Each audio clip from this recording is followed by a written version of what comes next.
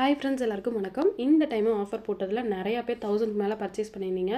So அதுக்காக அவங்களுக்கும் silver coins வந்து நான் பேக் பண்ணிகிட்ருக்கேன். இது வந்து இந்த டைம் வந்து நான் யாருன்னு நான் சொல்லவே இல்லை. ஸோ சஸ்பென்ஸாக வச்சுருக்கேன். கண்டிப்பாக ரிசீவ் ஆனதும் எனக்கு ஒரு ஃபீட்பேக் கொடுத்துருங்க. ஆல்ரெடி போன வீடியோவில் நான் சொல்லியிருந்திருப்பேன் ஃபீட்பேக் கண்டிப்பாக கொடுங்கன்னு. மினிமம் 2 days இல்லை மேக்ஸிமம் 4 days ரிசீவ் ஆயிரும். அண்ட் தென் அடுத்தது வந்து ஒரு சின்ன ஒரு மைனஸ் என்னென்னா, போன டைம் நான் சில்வர் காயின் கொடுத்ததில் ஒருத்தவங்க ஒரே ஒரு கமெண்ட்டை மட்டும் சொல்லியிருந்தாங்க. என்ன சொல்லியிருந்தாங்கன்னா, உங்களுக்கு வீட்டில் வேலை இல்லையா, நீங்கள் ஏன் சில்வர் காயின் கொடுக்குறீங்க, உங்ககிட்ட யாராவது சில்வர் காயின் கேட்டாங்களா அப்படின்னு சொல்லியிருந்தாங்க. ஸோ அதுவே நான் வந்து இப்போ தான் பார்த்தேன். சமீபத்தில் ஒரு 2 நாள் முன்னாடி தான் பார்த்தேன் அந்த கமெண்ட்டை.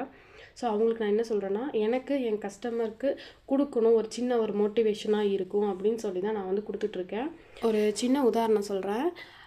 என்னென்னா, இப்போ நம்ம வந்து சமைச்சிட்டே இருக்கோம், வீட்டில் பாத்திரம் கழுவிட்டே இருக்கோம், துணி துவைச்சிட்டே இருக்கோம் அப்படின்னா நம்மளுக்கு யாரும் வந்து சில்வர் காயின்ஸ் கொடுக்க போகிறது கிடையாது.